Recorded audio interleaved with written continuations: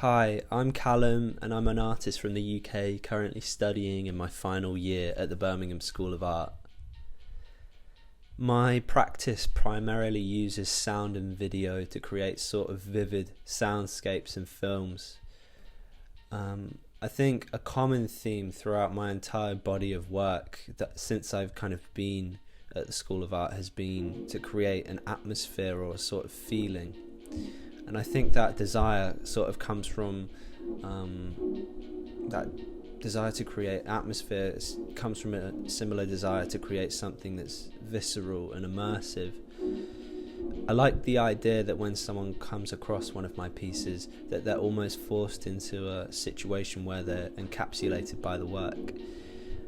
And by using a combination of video and sound, that it kind of aids me in achieving an immersive and encapsulating experience, because both of those formats capture real material, and the things that they capture are sort of like things that we sense. It's things that we see and things that we hear. So through like the interpretation and manipulation of like sight and sound, I'm able to create something that's very sort of like relatable to the human experience. Carrying on with that, I think sound has a particular like inescapable quality to it that really helps me in the idea that I could like submerge a viewer within my work. You can't really like close your ears in the same way that you can close your eyes when you see something like scary or disgusting, which sort of leaves sound in a space that we're constantly in touch with. And in the same way, sound can sort of bend itself around corners and between rooms in ways that a visual really can't. So there's like a potential that someone can really experience part of my work whilst not being entirely present towards it.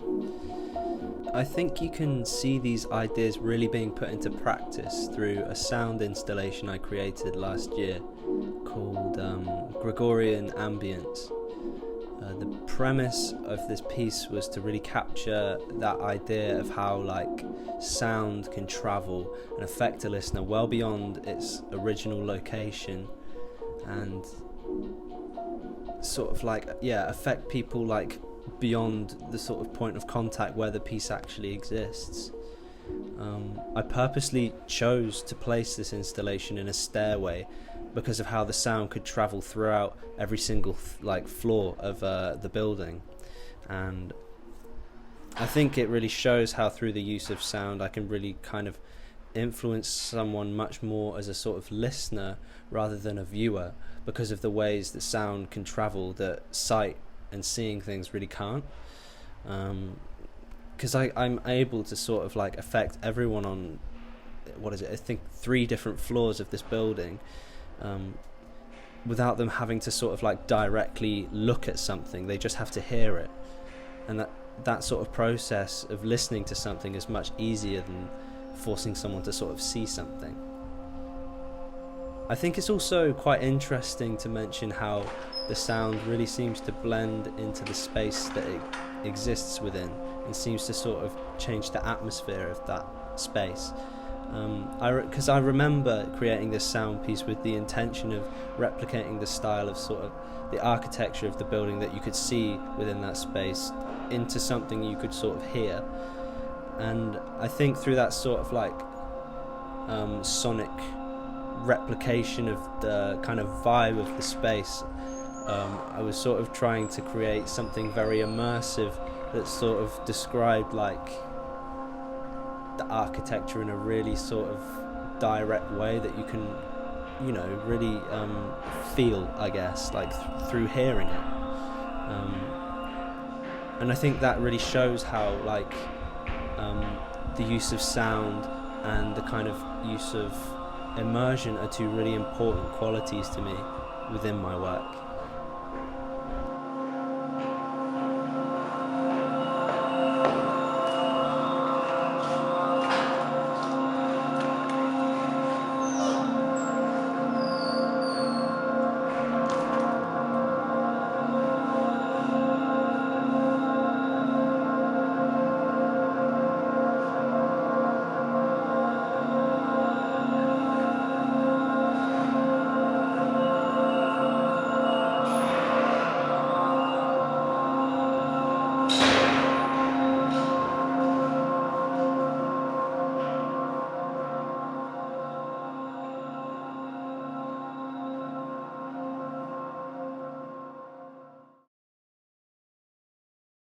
My recent work focuses itself on ideas of obscurity and abstraction within film and sound.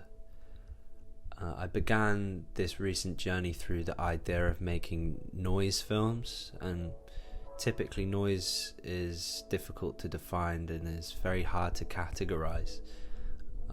It's often seen as something that acts as an interference between things, and it often exists in a sort of space of like background where it's rarely noticed. And I find this existence that noise exists within really interesting, because to me it seems that the world of noises sort of exists in a kind of limbo that's hidden in plain sight. It's always there, but we rarely focus on it. You know, I think that's really quite like strange, isn't it? Like when have you sat in your like living room and like listened to the cars going by outside? That's quite I feel like that's quite a therapeutic thing, but it's rare that we do those kind of things, and I think that by bringing that forward, I'm doing something quite interesting. My recent work has attempted to place noise in the limelight that hopefully shows both its interesting aesthetic qualities and its sort of obscure existence at the same time. I think it's important to also note that when I use the word noise, I'm using that term in a very light way. When you look kind of back at my whole recent body of work, I don't think that it exactly entirely describes the idea or aesthetic of noise in a consistent way.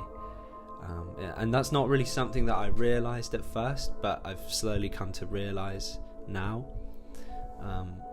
Through some of my films you can decipher like a narrative that makes them seem more objective and sort of linear in comparison to the pure definition of noise, which is much more like abstract by nature. And the same sort of applies to the imagery that I'm using. So in some films, like what I'm showing is completely abstract and really adheres to the concept of noise, but in others that idea isn't exactly clear because some of the imagery is quite objective and linear. And I don't really see that as a problem. I'm just kind of not using noise in a really like rigid way through my work, I guess. I'm just using it as one idea. The production of these films has almost been something innate to my current situation in lockdown. As we all are, I'm in my flat all the time, and it's rare that I leave more than once a day, and for that reason I've taken advantage of this by using my flat as the material for the films that I'm making. All of the sound and imagery I've used have either been captured within my flat or during the brief moments I'm outside of it, and I've been able to avoid lockdown from completely flattening my previous ambitions of what I wanted to create through the kind of conceptual use of noise and abstraction as themes within my work. I think that the idea of noise and abstraction has made it easier for me to kind of find source material, because you can kind of find them in the most boring sort of objects that you can imagine. Because like a lot of the time, say I'm filming a chair, I'm not really filming that chair for the objective sort of image of that chair. I'm filming it to kind of like manipulate it and decontextualize it from its natural state and to turn it into something more manipulated and more abstract.